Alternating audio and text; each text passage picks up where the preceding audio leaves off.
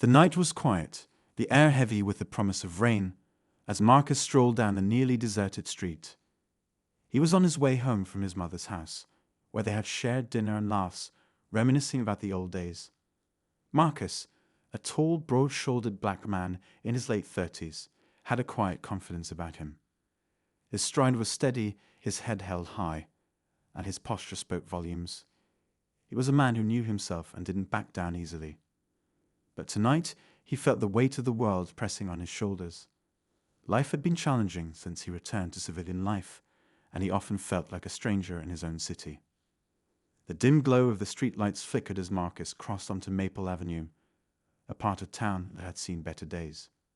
It wasn't the safest area, but Marcus wasn't afraid. Fear wasn't something he carried anymore, not after his years as a Marine, where he'd faced dangers far greater than a dark alley or an empty street. He had served his country with honor, endured the horrors of war, and returned with scars both visible and hidden. Yet, what unsettled him most wasn't combat. It was the sense of injustice he often encountered in the land he fought to protect. As he walked, a police cruiser rolled slowly past him, its headlights illuminating his path. Marcus glanced at the vehicle, his expression unreadable. He'd seen this before. The slow crawl, the lingering gaze of officers inside. He kept walking, his steps measured, refusing to let his unease show. The cruiser stopped a few yards ahead, and two officers stepped out. They were both white, their uniforms pristine, and their eyes sharp with judgment. "Hey, you!" One of them called out, his voice sharp and commanding. Marcus paused, turning slowly to face them. He didn't like confrontations, but he wasn't the type to shy away from them either. "Yes, officer," Marcus replied, his tone calm but firm. The taller of the two, Officer Barnes, smirked as he approached, his hand resting casually on his holstered gun. His partner, Officer Miller, trailed behind, his expression a mix of boredom and disdain. "What are you doing out here?" Barnes asked, his eyes scanning Marcus like a predator sizing up its prey. Marcus raised an eyebrow, unimpressed by the display of authority. "Walking home," he said simply. "That's not a crime, is it?" Barnes' smirk widened, but there was no humor in it. "Not if you've got nothing to hide. Mind telling us where you've been?" "I don't mind," Marcus replied evenly. "I was at my mother's house, just a few blocks over. Had dinner. Now I'm heading home." "Got ID on you?" Miller chimed in, his voice dripping with suspicion. Marcus signed internally, but reached into his pocket, moving slowly to avoid giving them any excuse for escalation. He handed over his driver's license, watching as Barnes examined it like he was searching for a flaw. "Marcus Tate," Barnes read aloud. "Military, huh?" His tone was mocking, as if Marcus' service meant nothing to him. "That's right," Marcus replied, his jaw tightening. He had learned to control his temper over the years, but moments like this tested his patience. Barnes handed the ID back, his expression unreadable. "Well, Marcus, this area's known for trouble. We've got to make sure you're not part of it." "Trouble," Marcus repeated, his voice calm but tinged with disbelief. Walking home from dinner and his trouble now. Barnes stepped closer, his eyes narrowing. "Watch the attitude," he warned. "We're just doing our job." Marcus met his gaze, unflinching. "I'm just living my life. Am I free to go?" For a moment, neither officer said a word. The tension hung thick in the air, like the storm clouds above. Then Palm's smirk returned, more menacing than before. "Not so fast," he said. "We've got a few more questions." Marcus felt a flicker of anger rise in his chest, but he pushed it down. He knew their type, men who thrived on intimidation, who used their badges as weapons. But Marcus wasn't easily intimidated, and he wasn't about to let them drag him into their game. "You're wasting your time," Marcus said, his voice steady. "And mine." Barnes chuckled, a low, mocking sound. "Big talk from a guy like you." "A guy like me?" Marcus asked, his voice cold now. "What's that supposed to mean?" Barnes took another step closer, his smirk fading into something harder, uglier. "You know exactly what it means." Miller shifted uneasily, glancing up and down the empty street. Barnes, maybe we should. Quiet, Barnes snapped, cutting him off. His eyes never left Marcus, who stood his ground, his expression calm but unyielding. The sound of distant thunder rumbled, and a light drizzle began to fall. Marcus glanced up at the sky, then back at the officers. "I'm done here," he said firmly. "Unless you're arresting me, I'm leaving." Barnes' hand moved to his holster, his fingers brushing the weapon. "I wouldn't do that if I were you," he warned. Marcus didn't flinch. Instead, he took a slow step forward, his eyes locked on Barnes. "You don't know who you're dealing with," he said quietly, his voice steady and low. "But you're about to find out." Barnes hesitated, a flicker of uncertainty crossing his face. The man standing before him wasn't the easy target he'd assumed. There was something in Marcus' eyes, something unshakable, something dangerous. For the first time that night, Barnes realized he might have underestimated his opponent. The rain began to fall harder, the droplets pinging off the pavement. The street lights cast long shadows, and the tension crackled like lightning in the air. Neither man moved, neither willing to back down. And then, in the distance, the faint sound of approaching footsteps echoed, growing louder with each passing second. Marcus tilted his head slightly, a small, almost imperceptible smile playing at the corner of his lips. The officers exchanged uneasy glances, their confidence wavering.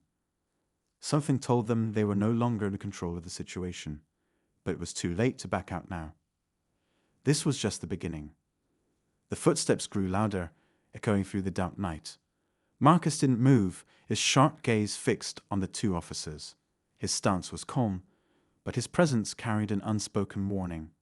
The approaching figure finally came into view, a young man wearing a hooded sweatshirt, jogging lightly despite the rain. His expression shifted when he noticed the scene before him, his pace slowing as his curiosity peaked. The young man, barely out of his teens, lingered at a distance, his phone subtly slipping into his hand. Marcus caught the movement from the corner of his eye, his mind calculating the possibilities. The last thing he wanted was to escalate the situation, but witnesses could change everything. "You got a problem?" Officer Barnes barked at the young man, his voice cutting through the rain. His hand stayed near his holster, a subtle but clear reminder of his authority. The jogger hesitated, his wide eyes darting between Marcus and the officers. "No, sir," he said quickly, his voice wavering. "Just passing through." "Then keep moving," Barnes snapped, his tone sharp and dismissive. The young man nodded, but he didn't move. Instead, his fingers tightened around his phone, and Marcus realized the kid was filming. A quiet tension settled over the scene, heavier than the rain now pouring steadily.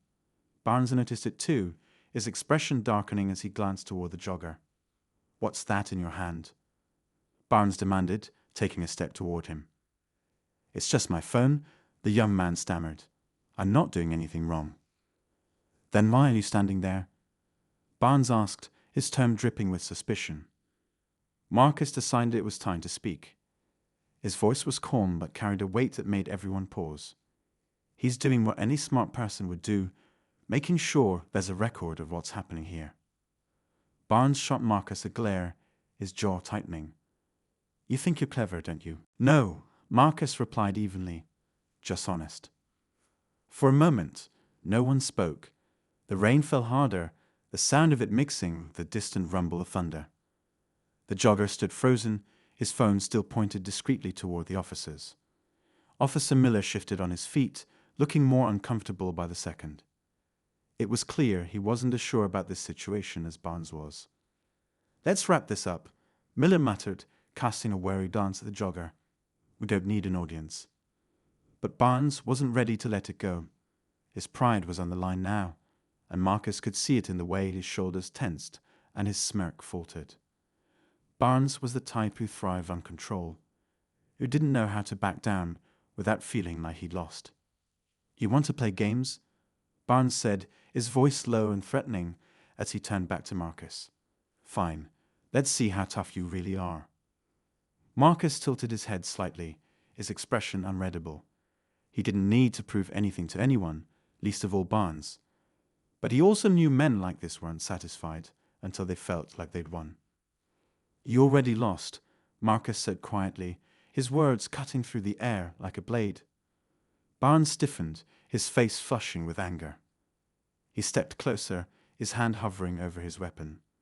"What did you say?" "You heard me," Marcus replied, his tone still calm. "The moment you let your ego take over, you lost." The jogger let out a quiet gasp, his phone trembling slightly in his hand. Marcus didn't look at him, but he hoped the kid had the sense to stay quiet and keep recording. This wasn't over yet. Barnes' face twisted with rage, and for a moment Marcus thought he might actually draw his weapon. But before he could, Miller stepped between them, his hands raised in a placating gesture. "Enough," Miller said firmly, his voice cutting through the tension. "Barnes, let's go." Barnes hesitated, his fists clenching at his sides. "We're not done here." "Yes, we are," Miller said, his tone leaving no room for argument. He glanced at Marcus, his expression unreadable. "You're free to go." Marcus didn't move right away. He could feel Barnes' fury radiating off him, a barely contained storm waiting to erupt. But he also saw the fear in Miller's eyes, the recognition that things had gone too far. Slowly, Marcus nodded and took a step back. "Smart move," he said quietly, his gaze flicking between the two officers. "Next time, think before you act." He turned and walked away, his steps steady despite the adrenaline coursing through his veins. He didn't look back, even as the jogger fell into step beside him, his phone still clutched tightly in his hand. "That was intense," the young man said, his voice barely above a whisper. Marcus glanced at him, his expression softening slightly. "You okay?" "Me?" The jogger let out a nervous laugh. "I should be asking you that." Marcus shook his head, a small smile tugging at the corner of his mouth. "I've been through worse." The jogger nodded, his admiration for Marcus evident in his wide-eyed gaze. "You handled that like a pro. Who are you, anyway?" "Just a guy trying to get home," Marcus said, his tone dismissive. But the jogger wasn't satisfied with that answer. "Come on, man. You stood up to them like it was nothing. You've got to have some kind of story." Marcus sighed, his pace slowing as they reached the end of the block. He didn't like talking about his past, especially to strangers. But something about the kid's earnest curiosity made him pause. "Marcus," he said finally, extending a hand. "Former Marine." The jogger's eyes widened. "No way. That explains a lot. I'm Jay, by the way." "Nice to meet you, Jay," Marcus said, shaking his hand. "And thanks for sticking around back there. Most people wouldn't." Jay shrugged, his expression turning serious. "Somebody had to. Those guys were out of line." "They usually are," Marcus said, his voice tinged with bitterness. "But that doesn't mean they get away with it." Jay nodded, his grip tightening on his phone. "I've got the whole thing on video. If you want, I can send it to you." Marcus considered the offer, his mind racing with possibilities. The footage could be powerful evidence if the situation escalated, but it could also bring more attention than he wanted. "Hold on to it for now," he said finally, "just in case." Jay nodded, slipping his phone into his pocket. They walked in silence for a moment, the rain finally beginning to let up. Marcus felt the tension in his chest start to ease, but he knew this wasn't the end. Barnes wouldn't let this go, and Marcus needed to be ready for whatever came next. As they reached the corner, Jay stopped and turned to Marcus. "Hey, if you ever need backup or anything, I'm around. People like those guys, they don't scare me." Marcus smiled, a genuine warmth in his expression. "I appreciate that, Jay, but trust me, I can handle myself." Jay grinned, giving Marcus a small salute. "I bet you can." With that, he jogged off into the night, leaving Marcus alone once again. Marcus stood there for a moment, his mind replaying the events of the evening. He knew this was far from over. Barnes wouldn't forget what happened, and Marcus couldn't shake the feeling that their paths would cross again soon. As he continued his journey home, the rain began to fall again, soft and steady. Marcus pulled his hood up, his thoughts a mix of anger and determination. He had faced worse enemies than corrupt cops, but this fight felt personal. This wasn't just about him. It was about standing up for what was right, no matter the cost. The battle had only just begun. Marcus barely made it through his front door before the weight of the evening settled on him. His small apartment was dark, quiet except for the steady patter of rain against the windows. He locked the door behind him and leaned against it, exhaling a long breath. The tension in his chest remained, even though he was home now, away from the officers and their unchecked arrogance. But he wasn't fooled. This wasn't over. It never was. He crossed the living room and sank into the worn-out recliner in the corner. On the side table sat a small frame, a photo of him in uniform, flanked by two of his closest friends from the Marines. Marcus stared at it for a moment, his jaw tightening as memories flooded back. Those years had shaped him, taught him discipline and resilience, but they'd also left scars. Not just the ones on his body, but the ones in one's soul, the mistrust, the quiet anger he kept buried deep. Tonight have reopened those wounds. His phone buzzed on the table, breaking the silence. Marcus glanced at the screen and frowned. An unknown number. For a moment, he considered ignoring it, but something in his gut told him to answer. "Hello," he said, his voice cautious. There was a pause, then a familiar voice. "Marcus, it's Jay." He sat up straighter, surprised but not entirely displeased. "How'd you get my number?" "I asked around," Jay admitted, sounding sheepish. "Your name came up a lot when I started asking questions. People in the neighborhood know you, respect you." Marcus rubbed a hand over his face. He'd always kept to himself, but he supposed his reputation as a no-nonsense kind of guy had preceded him. "What's going on, Jay?" "I thought you should know," Jay said, his tone more serious now. "That cop, Barnes, he's got a bad rep. I talked to a couple of people, and they told me he's been harassing folks around here for years." Marcus wasn't surprised. He had seen it in Barnes' eyes, the smug confidence of someone who thought they were untouchable. "And no one's done anything about it." "They're scared," Jay said. "Can you blame them? He's got the badge, the power. People don't want to end up in jail, or worse." Marcus clenched his fist, the anger simmering just below the surface. This was exactly why he'd joined the Marines in the first place, to stand up to bullies like Barnes. But the fight hadn't ended when he left the service. It had just changed forms. "What about the video?" Marcus asked, his voice steady. "You still have it?" "Yeah," Jay said. "I've got it backed up too, just in case. I thought maybe we could do something with it. You know, make people see what's really going on." Marcus leaned back in the chair, considering. Exposing Barnes could be a start, but it wouldn't solve the bigger problem. This wasn't just about one corrupt cop. It was about a system that allowed men like Barnes to thrive. Still, it was a step forward. "Keep it safe," Marcus said finally. "And don't show it to anyone unless I say so. We need to be smart about this." "You got it," Jay replied, his tone eager. "I just want to help." Marcus appreciated the kid's enthusiasm, but he also knew this was a dangerous game. Barnes wouldn't go down quietly, and if the video got out, it could make things worse before they got better. Still, Marcus wasn't one to back down from a fight. After ending the call, Marcus sat in silence for a long time, the weight of the decision pressing on him. He knew he couldn't do this alone. Barnes wasn't just a problem for him. He was a problem for the entire community. But rallying people to stand up against someone like Barnes would take more than just courage. It would take strategy, and it would take trust. The next day, Marcus found himself walking through the neighborhood, his hood pulled up against the drizzle that lingered from the night before. He stopped by the small corner store where he often shopped, the bell above the door jingling as he stepped inside. The owner, an older man named Mr. Patel, greeted him with a warm smile. "Marcus," Mr. Patel said, his voice tinged with an accent. "You're up early. What can I get for you?" "Just a coffee," Marcus replied, grabbing a cup from the counter. He poured himself a steaming brew and leaned against the counter, his eyes scanning the store.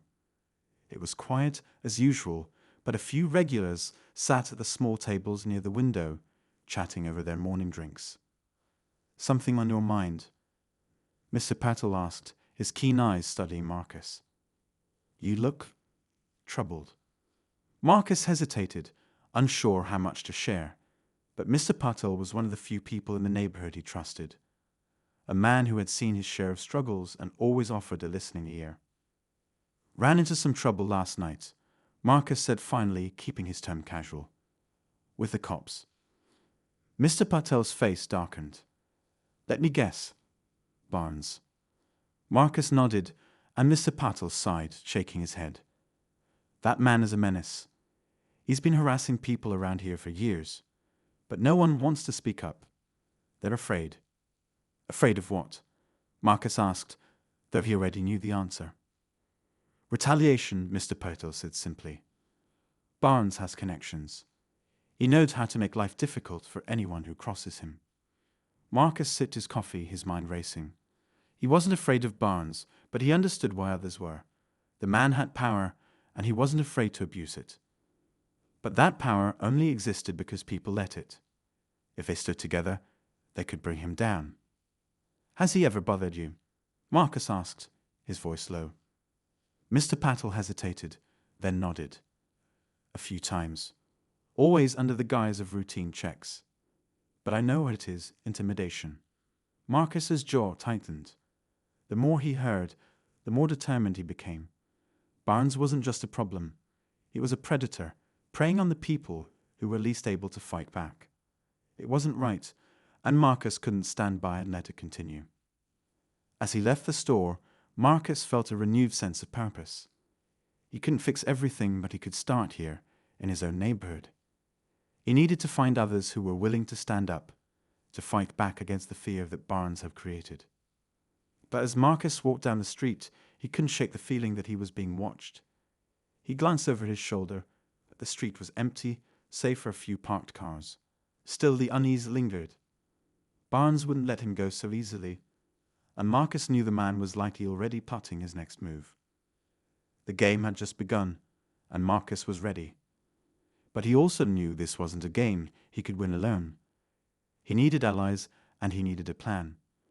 Because Barnes wasn't just a bully, he was a threat, and Marcus wasn't about to let him win. The streets were quiet, but Marcus could feel the weight of unseen eyes tracking his every move. It wasn't paranoia, it was instinct.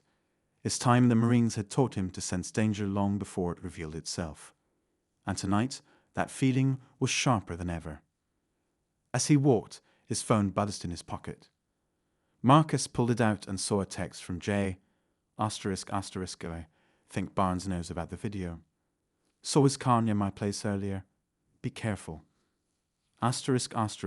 Marcus's grip tightened around the phone. He wasn't surprised, but the confirmation sent a ripple of anger through him. Barnes wasn't just trying to intimidate him. He was starting to close in on anyone who could challenge him. Marcus typed back quickly. Stay inside. Lock your doors. I'll handle this. His steps quickened, the cool night air biting at his skin as he turned down a side street. The neighborhood was eerily still, the faint hum of streetlights, the only sound breaking the silence. He knew he couldn't let this go on much longer. Barnes was escalating, and that made him unpredictable. Marcus needed to act before someone got hurt. He made his way to an old community center tucked between a row of abandoned buildings. The center was long past its prime, its paint peeling and windows fogged with age, but it was a place where people still gathered when they needed to talk without fear of being overheard. Inside, a small group of familiar faces waited. People Marcus had quietly reached out to over the past few days. Mr. Patel stood near the door, his arms crossed as he spoke in hushed tones to an older woman Marcus recognized from the corner bakery. Jay was there too, pacing nervously by the cracked window, his phone clutched tightly in his hand. A few others lingered in the shadows, their expressions a mix of worry and determination. When Marcus entered, the room fell silent. All eyes turned to him, and he could feel the weight of their expectations. They were looking to him for answers, for a plan. He wasn't used to leading outside a battlefield, but this fight felt just as urgent. "Thanks for coming," Marcus said, his deep voice cutting through the tension. "I know this isn't easy, but we're running out of time." "What are we supposed to do?" asked Mrs. Taylor, the woman from the bakery. Her voice trembled slightly, but there was steel in her gaze. "Barnes has been harassing us for years. He gets away with it because no one will stand up to him." "That's what he's counting on," Marcus replied. "He uses fear to keep people quiet. But fear only works if you let it. We have something he can't ignore, a way to expose him." Jay held up his phone. "The video." Marcus nodded. "It's a start. But if we release it on its own, Barnes will try to discredit it. They'll say it's fake or claim it doesn't show the full story. That's why we need more." "What do you mean?" Mr. Patel asked, stepping forward. "We need witnesses," Marcus said. "People who've experienced what Barnes has done. If enough of us come forward, it'll be harder for him to dismiss it. And we don't just take it to social media. We go to the press, to someone who can amplify our voices and make sure this doesn't get buried." A murmur spread through the room. Some nodded in agreement, while others looked uneasy. It was one thing to talk about standing up. It was another to actually do it. "What if he comes after us?" A young woman in the back asked. "Barnes isn't just going to let this slide." "He might try," Marcus admitted, his tone steady. "But that's why we do this together. He can't come after all of us. And if we're smart about this, we can put enough pressure on him that he has no choice but to back down." The room fell silent again as everyone processed his words. Marcus could see the fear in their faces, but he also saw something else, a spark of hope. They were tired of living in the shadows, tired of being afraid. "I'll do it," Mrs. Taylor said, her voice firm. "I'll tell my story. It's about time someone did."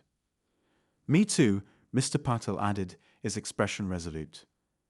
"It's not just about us, it's about protecting our community." One by one, others began to speak up, their voices growing stronger with each declaration. Even Jay, who had been nervously pacing moments before, stepped forward and nodded. "I'm in," he said. "I've got the video, and I'm not afraid to use it." Marcus felt a surge of pride as he looked around the room. These people weren't soldiers, but they were ready to fight for what mattered. And that made them just as strong. "Good," Marcus said. "We move quickly. I'll reach out to a reporter I know, someone who's not afraid to dig into this. In the meantime, we keep everything under wraps. No one talks about this outside of this room." Everyone nodded, their determination clear.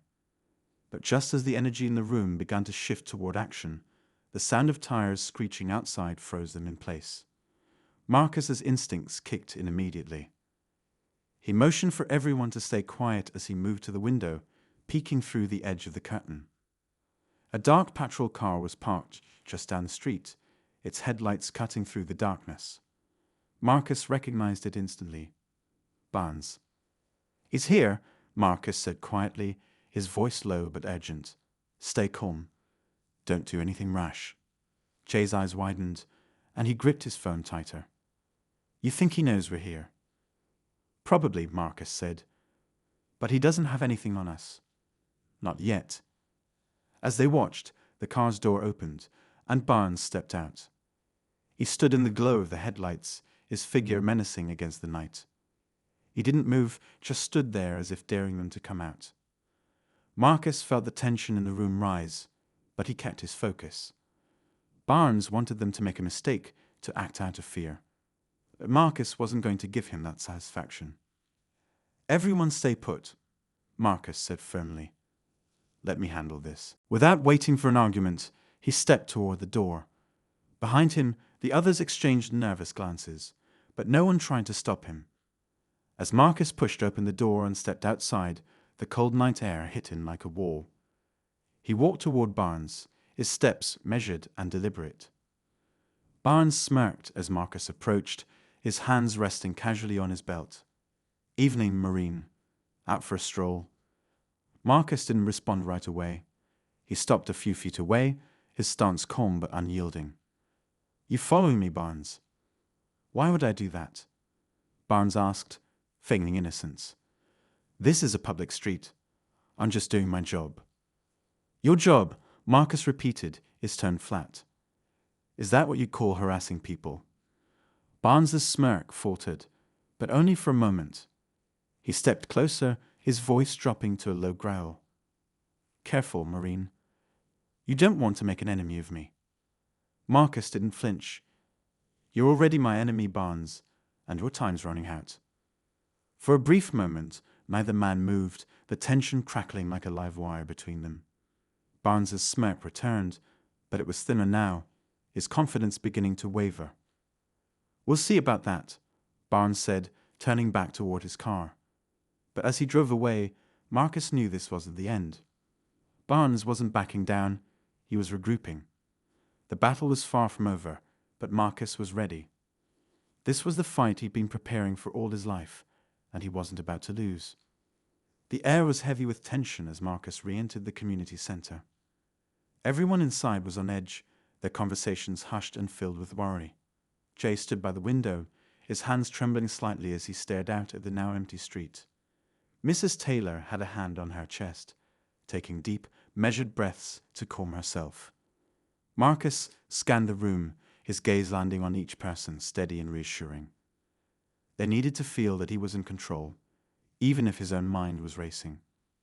"He's gone for now," Marcus said, his deep voice cutting through the room like a lifeline. But this only confirms what we already knew. Barnes isn't going to let this go. Mr. Patel stepped forward, his expression grim but resolute. "We need to move faster, Marcus. If he's watching us this closely, we don't have much time." Marcus nodded. Patel was right. Barnes was dangerous, and he wouldn't hesitate to escalate things if he felt threatened. Marcus' mind worked quickly, piecing together the next steps.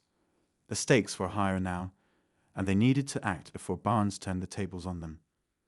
But just as Marcus was about to speak, Jay's phone buzzed loudly, shattering the uneasy quiet.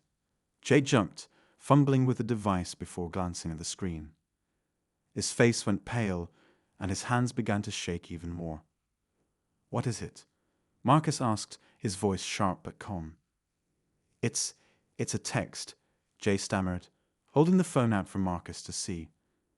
The message was short, just a few words, but it was enough to send a chill through the room. Asterisk, asterisk, know what you're doing.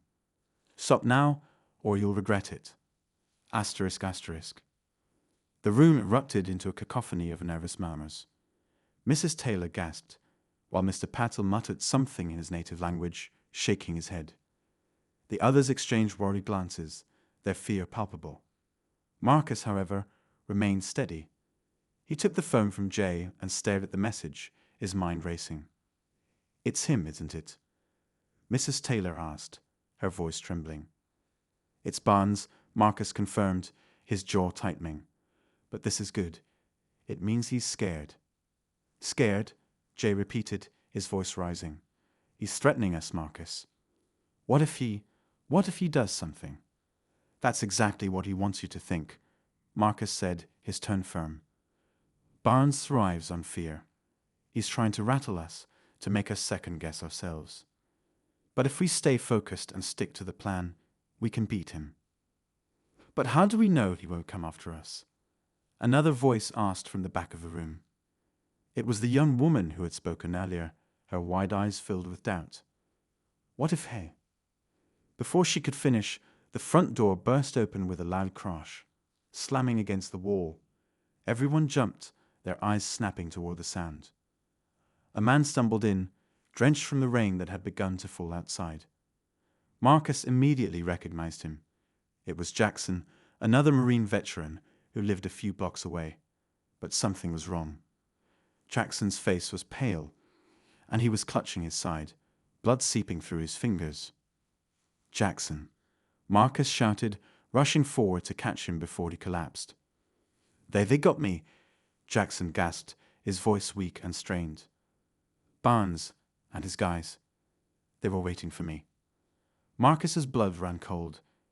He lowered Jackson gently to the floor, tearing off his own jacket to press against the wound. "What happened?" he demanded, his voice a mix of urgency and fury. "I've overheard them," Jackson said, his breath coming in shallow gasps. "They were talking about you, about the video. I tried to warn you, but they caught me first." The room fell deathly silent. Everyone stared at Jackson, the reality of the situation sinking in. Barnes wasn't just playing mind games anymore, he was making his move. "We need to get him to a hospital," Marcus said, his voice firm. He turned to Jay. "Call 911. Now." Jay fumbled with his phone, dialing the number with shaky fingers. As he spoke to the operator, Marcus focused on Jackson, doing his best to keep the man conscious. But his mind was already racing ahead, piecing together what this meant.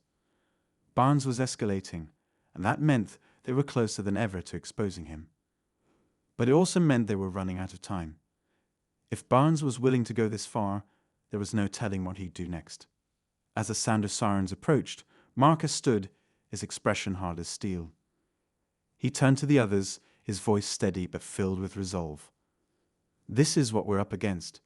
Barnes isn't just a bully, he's a threat. But that's why we can't back down now.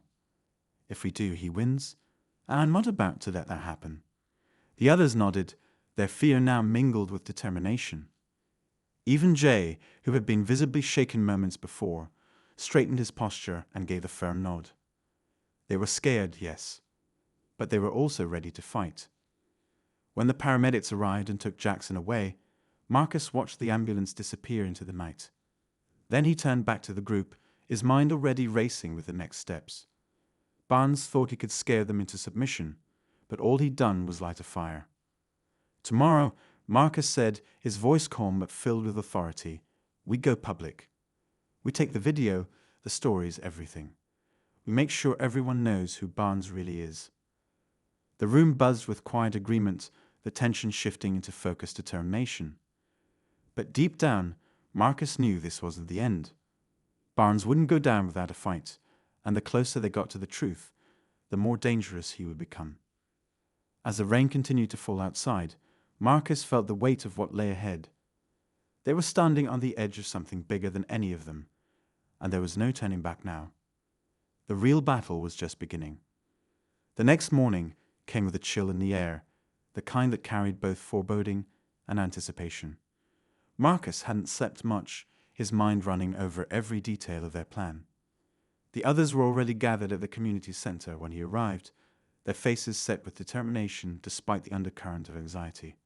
Jay was hunched over his laptop, uploading the final pieces of the video to a secure cloud. Mrs. Taylor had brought coffee for everyone, her hands trembling slightly as she passed out the cups. "We're ready," Jay said, his voice steadier than Marcus expected. "I've sent the video and the witness statements to the reporter you suggested. She said she'll run the story today." "Good," Marcus replied, his tone firm but quiet. "Once it's out, Barnes won't be able to control the narrative anymore." The plan was simple. Release the video and accompanying testimonies to a trusted journalist who had a reputation for taking on corruption. By the time Barnes realized what was happening, the story would already be out in the open, impossible to bury. But simplicity didn't mean safety. Marcus knew Barnes would fight back with everything he had, and the group braced for the storm. By noon, the first article went live. The headline was bold, the kind that grabbed attention. Asterisk local officer accused of corruption, caught on video harassing black veteran. Asterisk within minutes, it started spreading, first among community members, then to larger platforms. Social media lit up with outrage, the video drawing thousands of views as people demanded justice. Marcus and the group watched it unfold in real time, their initial nerves giving way to cautious optimism. But the moment of triumph was short-lived. Just as they began to feel a sense of relief, a loud banging echoed through the community center. Everyone froze, their breaths caught in their throats. Marcus stood, his muscles tensing, as the banging came again, harder this time. "Stay back," he said, his voice low but commanding. He moved toward the door, motioning for Jay to stay behind the table. When Marcus opened the door, he wasn't surprised to find Barnes standing there, flanked by 2 other officers. Barnes's face was flushed, his usual smirk replaced with a cold, unrestrained fury. "Morning, Marine," Barnes said, his voice dripping with mockery. "Mind if we come in?" Marcus stepped outside, blocking the doorway. "You've got something to say, Barnes, say it here." Barnes chuckled, but there was no humor in it. "Oh, I've got plenty to say. Like how you and your little friends are spreading lies about me. You think some video's enough to take me down? You don't know who you're messing with." "I know exactly who I'm messing with," Marcus replied evenly. "And so does everyone else now." Barnes's smirk faltered, but he recovered quickly, leaning in closer. "You think you've won? You don't know half of what I'm capable of." Before Marcus could respond, Jay's voice rang out from behind him. "We know enough, Barnes, and so does the state attorney's office," they called after the story broke. Marcus turned to see Jay standing just inside the doorway, his phone held up like a shield. He was trembling, but his voice was steady. "They're opening an investigation into you. It's over." Barnes's face twisted, his confident veneer cracking. "You think an investigation scares me? I've been through worse and come out clean every time." Marcus took a step closer, his presence towering and unyielding. "Not this time. The world's watching now. You're done." For a moment, Barnes seemed to consider his options, his eyes darting between Marcus and the others watching from his side. Then, without warning, he lunged forward, shoving Marcus back. The 2 officers behind him moved in, but Marcus was ready. His training kicked in, and in a swift, calculated motion, he deflected Barnes' attack, sending the man stumbling back. "Enough!" a new voice shouted. Everyone turned to see a woman stepping out of a black sedan parked nearby. It was the reporter Marcus had contacted, her camera crew following close behind. She held up her press badge like a shield, her expression fierce. "This is all being recorded. Any move you make will be on the evening news." Barnes froze, his rage turning to panic. He looked around, realizing the weight of the situation. The officers behind him hesitated, clearly torn between loyalty and self-preservation. Finally, Barnes stepped back, his face dark with frustration. "This isn't over," he hissed before turning and stalking back to his car. The officers followed, leaving the group in stunned silence as the patrol car sped away. The tension broke all at once, and the room erupted into a mixture of relieved laughter and shaky breaths. Marcus turned to the reporter, his expression grateful but wary. "Thank you for showing up." She nodded, her sharp eyes scanning the group. "Thank you for bringing this to light. People like Barnes count on silence. You've given your community a voice." As the crew packed up their equipment and the group began to disperse, Marcus felt a weight lift from his shoulders. But just as he allowed himself a moment of peace, Jay's phone buzzed again. He glanced at it, his brow furrowing. "What is it?" Marcus asked, his instincts flaring. Jay hesitated, then held up the phone. The screen displayed an email, the subject line chilling in its simplicity. "Asterisk, asterisk, you missed something. Asterisk, asterisk." Marcus's stomach dropped. He took the phone and opened the email. Attached was a grainy photo taken from a high angle, clearly meant to intimidate. It showed Marcus, Jay, and the others inside the community center, taken just hours earlier. The room fell silent as everyone realized what it meant. Barnes might have retreated, but someone else was watching, someone who wasn't finished yet. Marcus stared at the photo, his jaw tightening. The battle might be over, but the war was far from won.